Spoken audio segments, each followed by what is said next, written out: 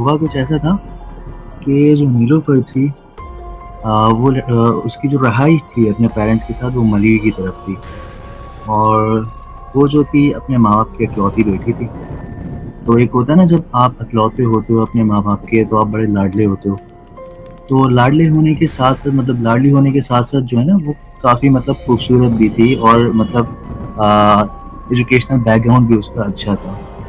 तो हुआ कुछ यूँ इस तरह से कि एक रोज़ उनके घर में जो है ना किसी चीज़ की दावत थी।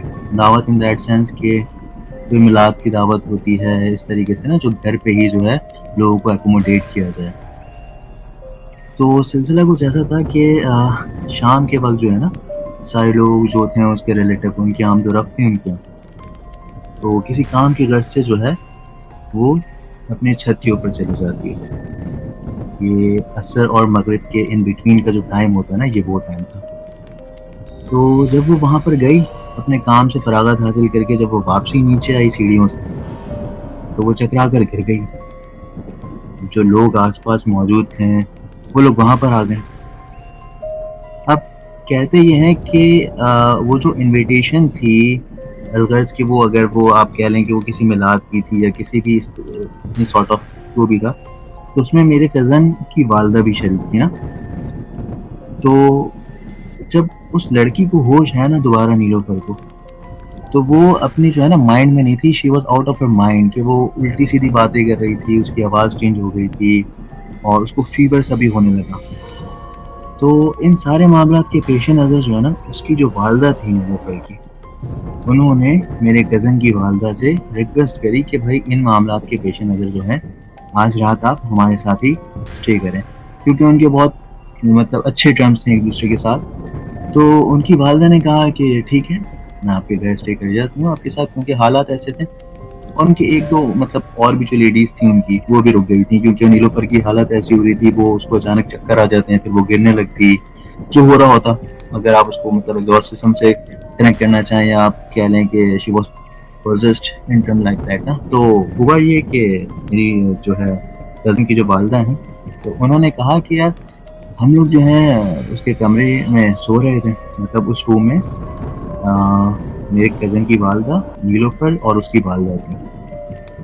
तो उसकी वालिदा कहती हैं मेरे कज़िन की कि यार रात में ना ढाई 3 बजे, सर्दियों की रात थी, फ़ैन वगैरह जब आपको आइडिया है कि जब फ़ैन वगैरह ऑफ हो तो फिर आवाज़ जो है मतलब इको प्रोड्यूस होता है इस तरीके से।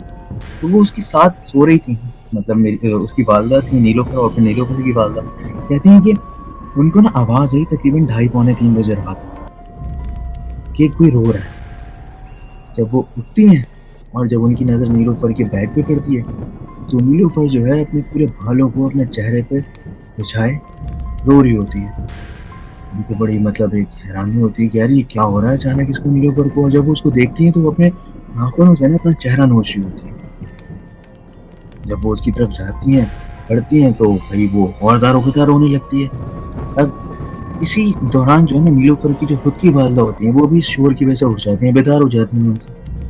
तो वो दोनों औरत जब उनको देखती हैं कि यार ये इनकी बेटी जो है इस तरह से अपने आप को नोच रही है, मार रही है और इस तरह से बिल्कुल आउट ऑफ ऑर्डर हो चुकी है। तो इनको बड़ी यार ये होता है कि अचानक इसको हो क्या गया मतलब ये दोनों इसको सँभालने की कोशिश करते हैं। लेकिन चूँकि वो औरतें होती हैं उनसे मतलब आप समझ लें कि उसके अंदर पता नहीं आई डोंट नो किस तरह से इतनी जान आ जाती है नीलोफ़र के अंदर कि शी वाज़ इन कंट्रोल उनसे बिल्कुल कंट्रोल ही नहीं हो पाती। तो वो लोग घर के जो और भी जो लोग होते हैं उनको बुलाते हैं और फिर उसको किसी तरीके से कंट्रोल करके रखते हैं। इस बात को 1 आधा हफ़्ता गुज़र जाता है। उसकी कंडीशन बिल्कुल ही ऐसी रहती है। वो खाना-पीना छोड़ देती है अपना, जहाँ पे उसकी एजुकेशन चल रही थी, जो भी था, वहाँ पर भी उसका आना-जाना ख़त्म हो जाता है। मतलब सिर्फ़ एक कमरे की हद तक ही महदूद हो के जो है रह जाती है। अब हुआ यूँ कि ये सारे मामला चल रहे थे, तो उनके जो रिलेटिव्स वग़ैरह जो भी थे, उन्होंने उसके फ़ादर से भी की बात कि भई इसको जो है किसी हॉस्पिटल में भी दिखाया जाए और मीनवाइल इसका जो है, जो भी जो क्या नाम है वो टेस्ट वग़ैरह हो रहे होते हैं, वो सारी चीज़ें भी हो रही थी। तो डॉक्टर जिस डॉक्टर को दिखाया गया था नीलोफ़र को, उन्होंने सबने यही डिस्क्लोज़ किया था कि she is perfectly fine from every aspect. तो जब ये बात पता चल गई थी कि यार नीलोफ़र जो है medication from the medical side she is perfect.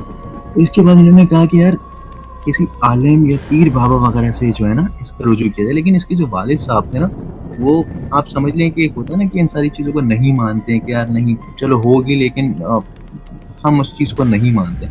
तो उन्होंने बहुत इस्रार किया कि नहीं भाई, मैं इनको कहीं नहीं लेकर जाऊँगा अपनी बेटी को, और जो है ये ठीक हो जाएगी।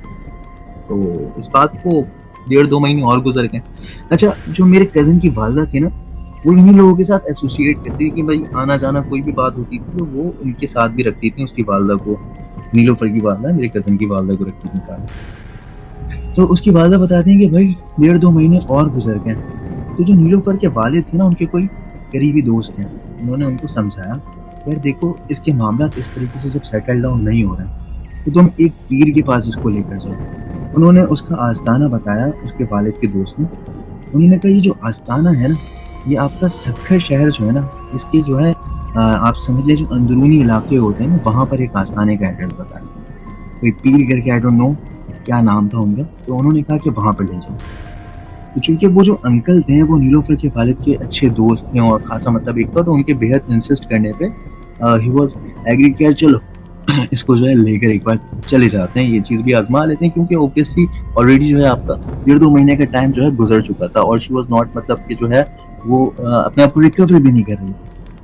तो इस बात के पेश नज़र के भाई उन लोगों ने कहा कि आपस में मुशावरत बैठाई सबने और कहा कि चलो इसको हम जो है ये सक्खर जो है, सक्खर या आई डोंट एग्जैक्टली रिमेंबर कि सक्खर था या ठट्ठा था, उसके अंदरूनी इलाके में ये लोग उसको ले जाने लगे। जब वहाँ पर इसको लेकर गए और वो जो बाबा, जो पीर आलिम, जो भी आप कह लें, जब उसको दिखाया, तो उसने जब उसको सामने बैठाया ना, तो उस वक़्त मेरे कज़िन की वालिदा भी थी सामने, और ये बात हम लोगों ने उनसे, मतलब वो होता है ना कि फर्स्ट जो पर्सन आपको बताते सुनी-सुनाई बातें नहीं होती, ये वो बात थी। तो मुझे मेरी आंटी बता रही है कि जब उसको वहाँ बैठाया उस आमिल के सामने, तो उसकी आवाज़ बिल्कुल चेंज हो गई। She was not levitating on the air, but ये था कि वो जो है उसकी बॉडी बिल्कुल अकड़ सी गई थी। मतलब जो है ना, होता है ना कि आप किसी गुस्से से किसी को देखते हो, जिस तरह से आपकी बॉडी हो जाती है, मतलब फ्रीज़ हो जाती है, इस तरीके से उसकी बॉडी हो गई थी। अब ये सारे मामलात को देखकर मेरी वालिदा भी घबरा गई कि यार ये हो क्या रहा है एग्ज़ैक्टली। उसके बाद बताते हैं कि भाई वो अजीब-ओ-गरीब आवाज़ में उस आमिल बाबा को कुछ ना कुछ कहने लगी और अचानक बेहोश हो गई। अब जब वो बेहोश हुई तो मेरे कज़न की वालिदा और नीलोफ़र की वालिदा जो है, उसे उठाकर गाड़ी में लेकर आ गए।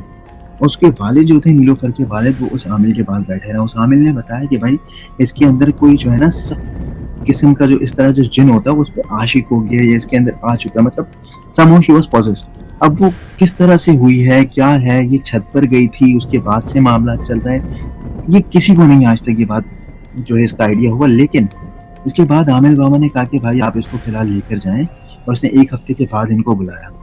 अब जब 1 हफ़्ता जो ये वक़्त था, 1 हफ़्ता बड़ी मुश्किलों से गुज़ारा। ये अपने आप को मारने लगती थी, अपने आप को नोचना, मतलब कुछ खा पी तो ऑलरेडी नहीं रही थी वो पहले से, अपने आप को नोचना और फिर जो है मतलब सर दीवार पे मारना। तो एक बंदा जो है इसके साथ रखते थे, वो कोई भी लेडी जो होती थी वो उसके साथ होती थी, और इसको बाकायदा जो है मेरी आंटी बताती है कि इसको ज़ंजीरों से बाँध के रखते थे कि अपने आप को मारे पीटे ना, अपना गला ना दबा ले। तो कहते हैं वो जो 1 हफ़्ते का जो वक़्त था वो काफ़ी ज़्यादा ना मुश्किल से गुज़रा।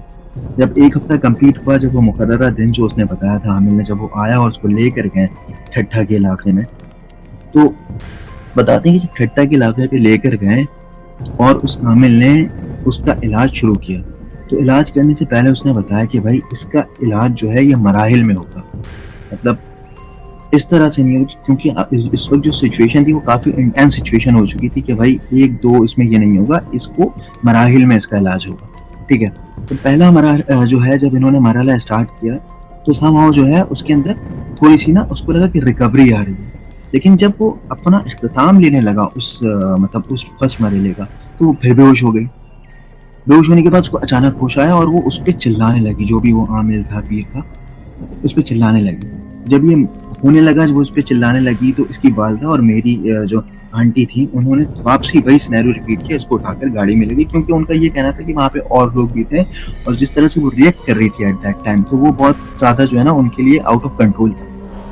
तो आमिल बाबा ने फिर इसके वालिद साहब को बताया कि भाई देखो, ये जो भी जिन है या जिन्नात है, ये काफ़ी ज़्यादा जो है, आप इस पे समझ लें, इसकी इस लड़की के ऊपर इसकी गिरफ्त बहुत ज़्यादा हाई हो चुकी है, इतनी आसानी से इसको छोड़ेगा नहीं, और ये बहुत ज़्यादा ज़िद्दी है, आप कह लें कि अब जब तुम इसको दोबारा लेकर आओगे इस मरहले में, दूसरे मराहिल के लिए जो भी है फर्दर, तो उसमें ये इसको आने से रोकेगा और इसकी इस जिन की या इस शैतान की व्हाटसएवर ही वाज़, ये इसको रोकेगा। तो लेकिन आपको इसकी ज़िद में नहीं आना, ये जो भी कर ले, जितनी भी रेजिस्टेंस अपनी लगा ले, आपको इस लड़की को मेरे आस्ताने लेकर आना है, क्योंकि अगर आप ऐसा नहीं करोगे तो इसको दिन ब दिन नुकसान होगा और ये अपने आखिरी स्टेज पे आके खुदा ना खास्ता कुछ मिसहैप हो जाए।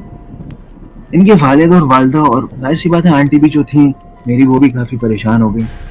ये लोग लेकर आ गए। अच्छा, उस आमिल ने ना 2 से 3 दिन के वक्फे के बाद इसको दोबारा बुलाया था।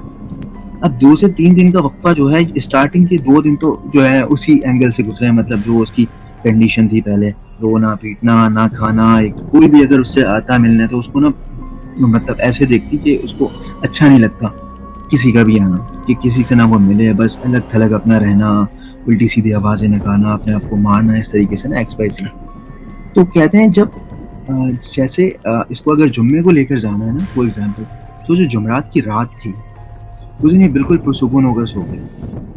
तो ये बिल्कुल एक अजीब इत्तेफाक लगा कि यार ये क्या क्या हो गया अचानक, ये तो रोती थी रात में, सोती नहीं थी, लेकिन आज ये पुरसुकून होकर बिल्कुल सो गई। उसकी जो फेशियल एक्सप्रेशंस थे, इट वाज टोटली चेंज्ड, कि आपको लग रहा था कि हाँ यार अब जो है ये रिकवर कर रही है। कहते हैं जब सुबह उठी, जब इसको लेकर जाना था उसे, ये सुबह उठी, इसने कहा कि मुझे सबके साथ नाश्ता करना है, मिल बैठ के इसने नाश्ता किया। अच्छा, इसी दौरान ना इससे पहले इसकी जो है मतलब आप समझ लें इसके रिश्ते की भी बात हो रही थी, तो इसने कहीं पे आई थिंक हो चुकी थी इसकी बात, I don't know exactly, but तो फिर इसने कहा कि जो मेरी आंटी थी उनको भी कहा कि खाला आप भी मेरी शादी में आइएगा, और इस तरीके से अपनी बात करने लगी। मतलब ऐसा लग रहा था कि अब ये ट्रैक पे आ चुकी है अपने।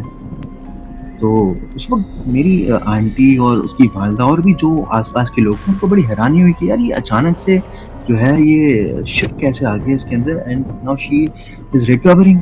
तो लोगों को लगा कि यार अब ये सेट हो चुकी है, इसको ले जाने की ज़रूरत नहीं है। लेकिन चूँकि उस वक़्त जो उसके वालिद साहब थे, जो कि पहले बिल्कुल जो है इसके अगेंस्ट थे, लेकिन उसको उनके वालिद साहब को जो आलिम ने इंस्ट्रक्शंस दी थी, उसके अकॉर्डिंगली वो चले और इसको लेकर ये लोग ठट्टा के उसी जो है नवाई इलाके में लेकर जाने लगे। नज़्मी कहते हैं कि जब वो गाड़ी में उसको बैठाया, उसको लेकर जाने लगा, वो बिल्कुल पुरसुकून होकर पूरे रास्ते को एन्जॉय करती रही। कहते हैं कि आई थिंक हैदराबाद से कोई ऐसा सिटी था जिसको इन्होंने क्रॉस किया, उसके बाद ये अपनी जो डेस्टिनेशन पे पहुंचने ही वाले थे। 20-25 मिनट का टाइम रह गया था, अचानक इसके साथ वही सारा सिनेरियो स्टार्ट हो गया। और आप यकीन करें, बीच में उसकी आवाज़ ऐसी चेंज हुई कि उसने कहा कि अगर तुम लोग मुझे आस्ताने लेकर जाओगे तो मैं इस लड़की की जान ले लूँगा। लिटरली स्पीकिंग इनाज भाई, ये कोई जो है ना ऐसी बात नहीं कि मैंने मुंह से सुनी हो, ये उनसे सुनी जो उस वक्त मौजूद थी वहाँ पर। उन्होंने कहा, उस जिन ने कहा कि अगर तुम इसको लेकर जाओगे उस आस्ताने के अहाते के आसपास भी, तो मैं इसकी जान ले लूँगा। और मिनाज भाई जब उसको आस्ताने के पास पहुंचने ही वाले थे, उसकी बॉडी बिल्कुल फ्रीज हो गई, उसकी आंखें बिल्कुल उलट गईं।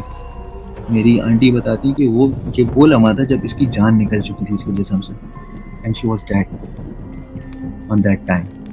तो ये एक ऐसी स्टोरी है, स्टोरी तो नहीं कहूँगा, एक रियल हैपनिंग है, जिसको सोच कर भी जो है ना बहुत एक हॉररिज्म तो एक अलग चीज़ है, जो भी स्पूकी आप कह लें जो भी, लेकिन एक अफसोसनाक है एक वाक़या हम सब के लिए।